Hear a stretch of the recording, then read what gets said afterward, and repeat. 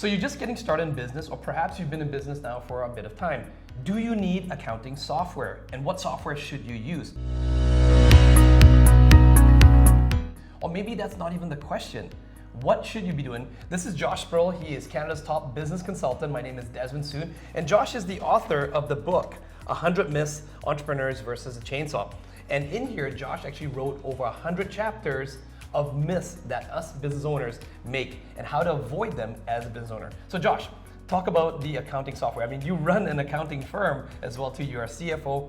But what is the biggest mistake that you see people out there when they're getting started? How much time they're wasting, productivity, trying to mess around with their accounting, their bookkeeping? I mean, most people think that accounting software is absolutely required for a business, right?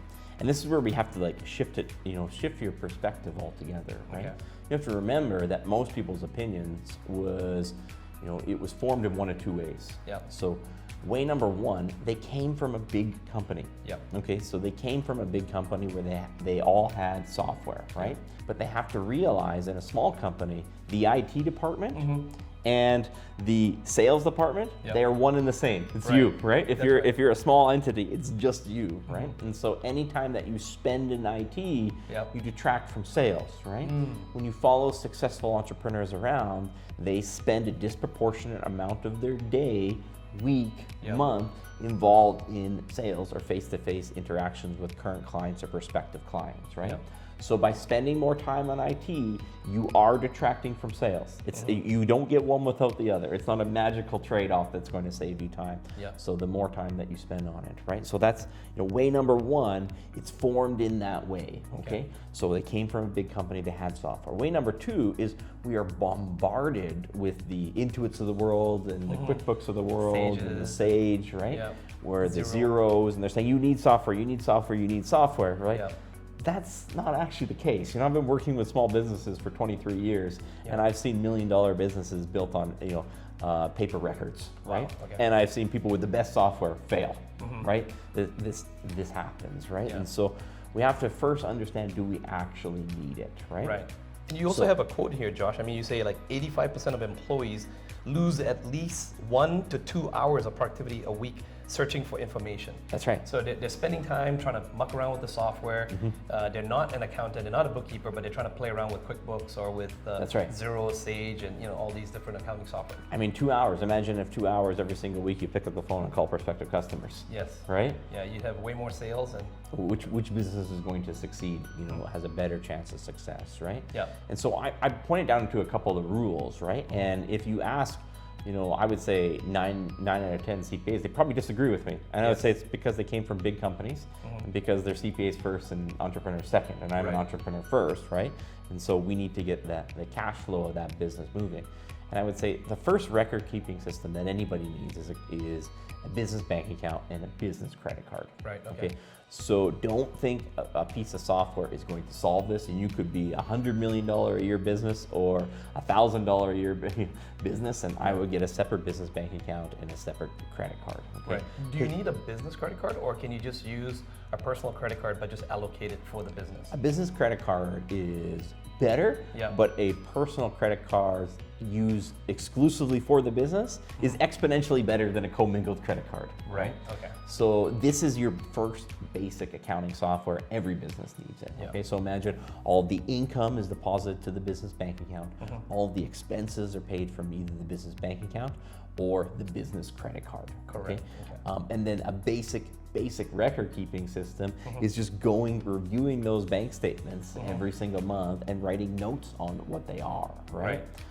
That's a basic accounting system. So if you're looking for software, there you just have an accounting system right there, right? So print out the statements and then handwrite notes on what each expense was, so that later on when you do give it to a bookkeeper or an accountant, they can process it and they can do the expenses and stuff after. Right on the statement, if that works for you. Some people like to type the notes on the PDF. Some people will create, they have the account statement over here and a spreadsheet over here.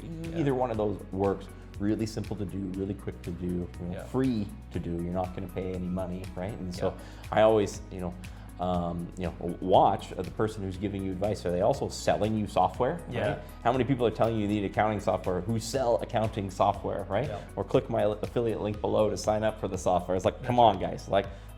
watch it. Like, you know, you don't need accounting software. The rule that I'll give people on when you need accounting software is usually when you're big enough to actually start hiring someone to work in the business other than yourself. Okay. Right? So once there's people working in the business who aren't members of the immediate family, this is the point where normally, you know, the system of having bank statements and recording the transactions and looking at that activity, the entity is usually big enough at that point, it's almost always big enough at that point that it should have accounting software.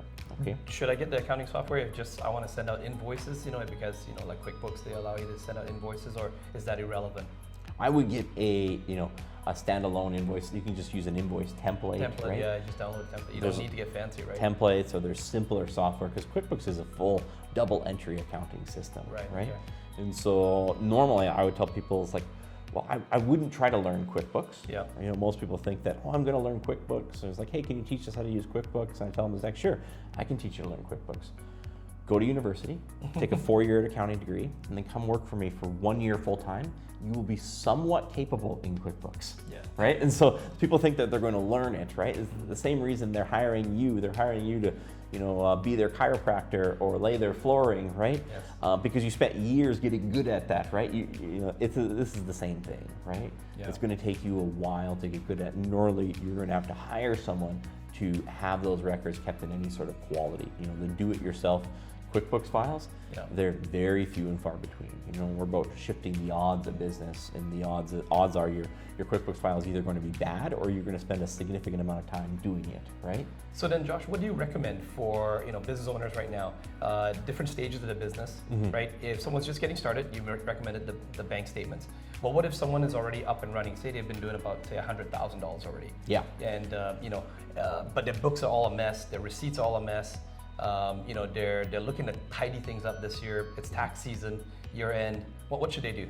So rather than the value, like we see people that, you know, they need to hire a bookkeeper and get accounting software at $50,000. Yeah. And some people, they might go to $500,000 without it, right? Right. The better rule of thumb is, do you have people working in the business other than yourself? Okay. Normally it's at that point where that's where you need bookkeeping software. This thing it's too big, there's too many moving parts that if you don't have a double entry system, just looking at the bank statements can be somewhat misleading, right? You might not have paid your payroll taxes, you might have payables that are left unpaid, right? We really want to look at that at that point, right? And so rather than look at the dollar value, look at the number of people involved. That's the general rule, okay? And at that point, you're going to want to hire a bookkeeper, right? People want to do it themselves, and we talked about the you know, why you shouldn't get accounting software at the beginning. It's the same reason why you shouldn't be spending 10 or 20 hours a week in your QuickBooks file.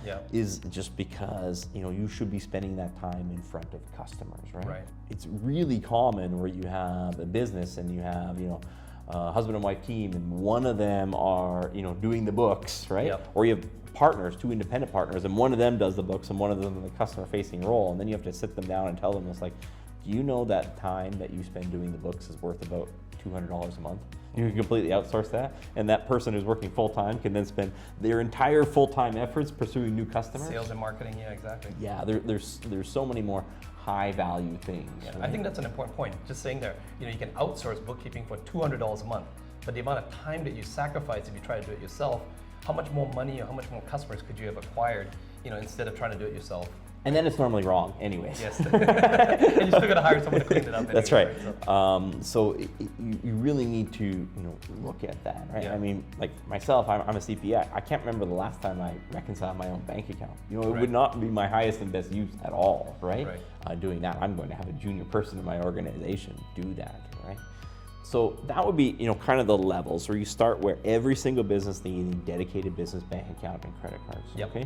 And then when you get to the point where you have employees, okay, that's normally when you start looking at a QuickBooks file. Now, there can be some exceptions there. An exception I can think of is, I had a customer who did a bunch of rental equipment, right? Yes. He didn't have employees, but he had hundreds of thousands of dollars of rental equipment. Right. And each one of these pieces of equipment was kind of like an employee. It went out into the world and made him money and came back, right? Okay. So there's some exceptions. Or to that contractors, rule. for example, right? You may not have employees, but you might have contractors. If they're contractors, Yeah. be careful if they really are contractors, right? Yeah. But when you get really significant contractors, sometimes that can, change the dynamics of that too, right? Then you get to the next level, and the next level is, CRMs, industry-specific software. Yes. And it's like, there's another level, and normally I tell people, if you're not selling $1 million a year of something, why are you spending this much time in a CRM, right? And I see these all the time now. And this is like, so you imagine this little starting business, like not only are they not getting a QuickBooks file or avoid getting a QuickBooks all this file, tech stack, they got a QuickBooks file and they have an industry CRM, and they came from this big company where they had an ID department. They could pick up the phone and call IT and troubleshoot it, and now they're trying to learn it. They're trying to teach their 1 or 2 employees how to do it, right? And they are spending enormous amounts of time in this thing, right? As opposed to, just to track a few $1,000s of sales and a couple of customers, when they could have done it with, maybe QuickBooks and a Google Sheets document, right? I have not seen, businesses take off because they start with the software, right? They normally generate cash flow, spend time with customers, right? And one of my pet peeves on these industry-specific softwares is that, I need this industry-specific software to email out quotes. I was like, it emails out quotes, but people don't buy from emailed quotes. They buy from quotes that are presented in person. So your competitor who scratched it on a notepad and booked an appointment to go back and meet with the customer, they're the ones who got the project to begin with, right? And so a lot of times, even when you are at that $1 million a year threshold and you're growing bigger, just because the software can automate it doesn't mean you should automate it, right? And I think that's one of the chapters in the book, right? Where there's a lot of functions where you think of luxury brands, right? They don't automate someone greeting you at the door. No. They could. Have an actual person. They have an actual person, right? So just because you can automate something doesn't mean you should automate something. There's no self-checkout at the Gucci store, but there is one at Walmart, right? So who are you trying to be exactly, right? Are you trying to go for the high end, or are you looking at being the Walmart? That's right. So look at those levels, right? Am I just a business starting off? I should get a business bank account and a business credit card and spend $20 a month at my bank on service fees, okay? Then do I have other people working in this business? Okay, I need a QuickBooks file and probably some help with that QuickBooks file. And then number 3 is, am I selling more than $1 million a year? And my sheet, my Google Sheets or my Excel spreadsheets are starting to become cumbersome, right? Those are the 3 levels that I would look at. Right. So Josh, thanks so much for giving that. By the way, if you haven't already watched some of the other videos in our series, Josh has been putting together these playlists for you to watch those videos. Comment in the comments below, because Josh and myself will answer your questions. And if you ask a great question, we'll be happy to probably shoot it in the next video to give you some more details. Go ahead, check out the playlist, hit the subscribe button. We'll see you in the next video.